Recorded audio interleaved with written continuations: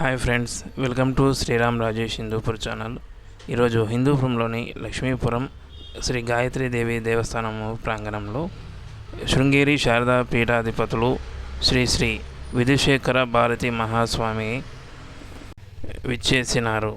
స్వామివారు తమ అద్భుతమైన వాగ్భూషణంతో హిందూపురం ప్రజలకు ఒక మంచి సందేశాన్నిచ్చారు. పరిస్థితులు రకరకాలుగా వస్తుంటాయి. విపత్తులు అనేవి ఒకే రకంగా రావు, రకరకాలుగా వస్తాయి. మనం ఊహించని విధంగా కూడా వస్తుంటాయి.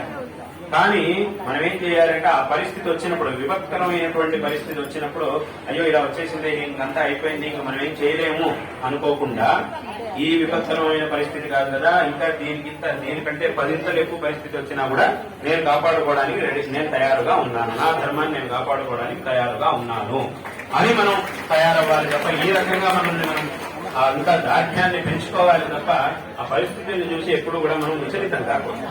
ఆ పరిస్థితులు ఇంకా ఇంకా ఇంకా ఇంకా అంటే ఒక ఉదాహరణ చెప్పాలంటే, చదువుకునే విద్యార్థులు ఉంటారు. ఎవడైనా బాగా చదువుకుంటున్నాడో ఒక పిల్లాడు అని తెలిసింది అనుకోండి, అప్పుడు మనం ఏం చేస్తాం, వెంటనే వాడి ప్రశ్నలు అడుగుతాం. ఒక ప్రశ్న అడిగాం, బాగా సమాధానం చెప్పాడు, ఇంకా అప్పుడు ఏం చేస్తామంటే కొంచెం గట్టిగా ఇంకా కాస్త కఠినంగా ప్రశ్న అడుగుతాం, కాస్త కష్టమైనటువంటి ప్రశ్న ఇస్తాం, దానికి సమాధానం చెప్పేశాడు, బాగుంది, ఇంకా కష్టమైనటువంటి ప్రశ్నలు అడుగుతాం, వాడు ఎన్ని సమాధానాలు చెప్తాడో ఇంకా మనం అంత కష్టమైనటువంటి ప్రశ్నలు అడుగుతూ ఉంటాం. ఎందుకు ఇలా అడగడం యొక్క ఉద్దేశం ఏమిటి అనంటే, ఏదో వాడిని కష్టపెట్టాలి, వాడిని బాధ పెట్టాలి అని కాదు. ఇలా అన్ని ప్రశ్నలకి వాడు సమాధానం చెప్తే వాడికి పరిపూర్ణమైనటువంటి ఆ శ్రేణి, ఉత్తమమైనటువంటి శ్రేణిని వాడికి ఇవ్వాలి అనేది దాని యొక్క ఉద్దేశం. ఇక్కడ వాడిని ఇబ్బంది పెట్టాలి అనేది కాదు ఉద్దేశం. కానీ పరిపూర్ణమైనటువంటి, ఉత్తమమైనటువంటి వాడు ఆ పరీక్షలో చక్కటి ర్యాంకుతో ఉత్తీర్ణులు అవ్వాలి, చక్కటి శ్రేణిని వాడు పొంది ఉత్తీర్ణులు అవ్వాలి అనేది దాని యొక్క ఉద్దేశం.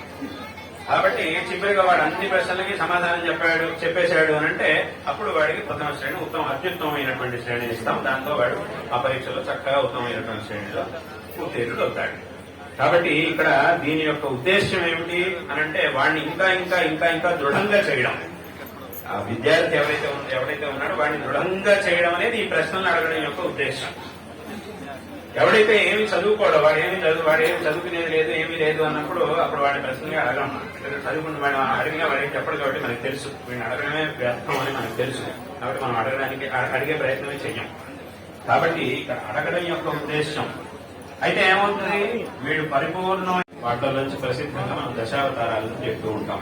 అని అవతారాలు చాలా ఉన్నాయి, వాటిల్లోనూ ప్రసిద్ధంగా దశావతారాలు మన పురాణాల్లో ఉన్నాయి, చదువుకుంటున్నాం.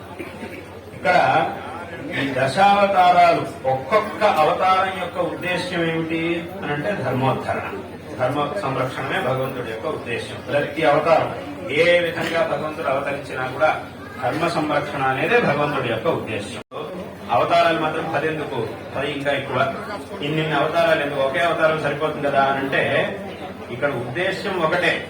కానీ ఆ ధర్మానికి వచ్చినటువంటి సంకష్టం ఏదైతే ఉందో దాని మూలాలు మాత్రం రకరకాలుగా ఉన్నాయి, ఆ సంకష్టానికి కారణాలు రకరకాలుగా ఉన్నాయి.